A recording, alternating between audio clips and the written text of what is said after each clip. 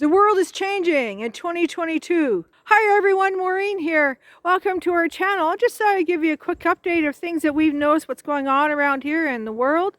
Like what's happening with COVID? It seems to have disappeared. There's not as much talk about it. There seems to be a lot of different of opinion as to whether we're ready to go on with the world as we knew it before. And I'm ready for it. I hope so. But I don't think we're going to be seeing the world as we saw it before. And the food shortages that were caused by COVID-19 and from the problems with the delivery services and the shipments and all that, there's a lot of stuff going on. One thing I really noticed in shopping here in the smaller villages is that they don't seem to be as affected right now with the food shortages like they were about a month ago. I went in to pick up a few things. Most of their shelves are fairly stocked, and I spoke to a few employees and I asked them how things were going, and they said, for the most part, not too bad.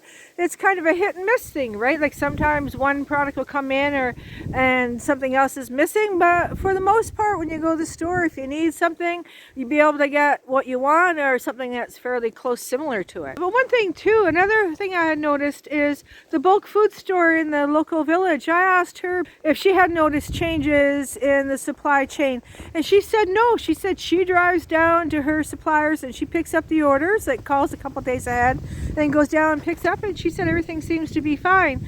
And a few other bulk food stores I spoke to, they said the same thing, that they haven't noticed it as much. Now, possibly it's because they're their own supply chain from the warehouse to their stores. I'm not really sure.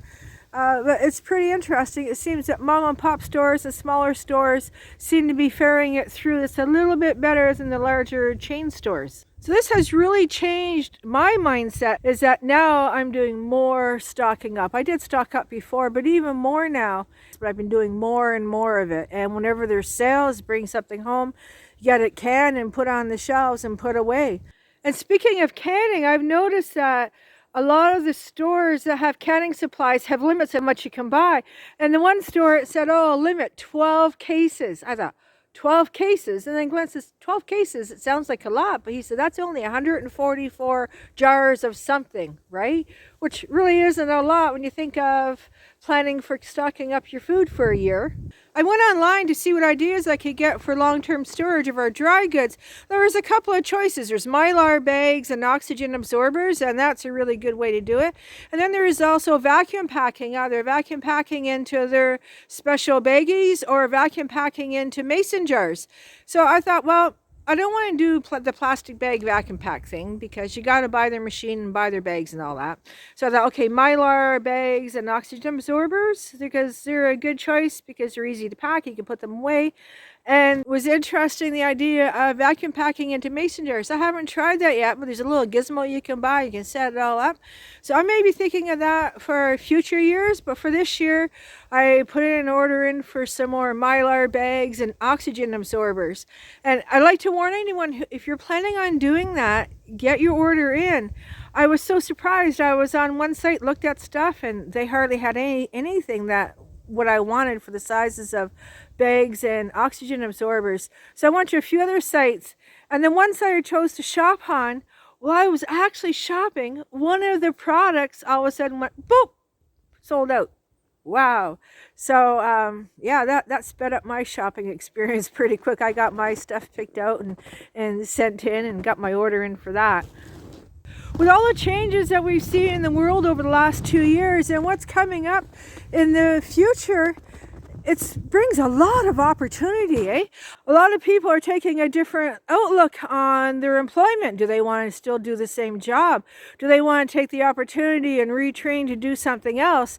There's just so much opportunity there amongst all these changes. We just really need to grasp them and take hold and figure out, is this an opportunity for you to do something different?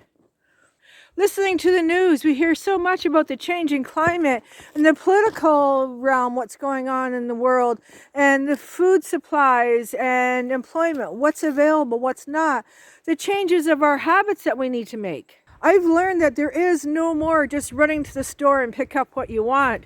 It might not be there. That's just part of the way life is. And preparing for something that we need, like the gardening that's coming up. We can't put our garden in yet. It's February now, getting close to beginning of March. And our last frost won't be till June, so that's still quite a ways away, but it's time to start planting that garden and figuring out what seeds we can put in now and how we're going to lay out the garden and what's going to be different. One thing I've been doing is researching meals and handling of the food supplies by the women during the Depression and World War II.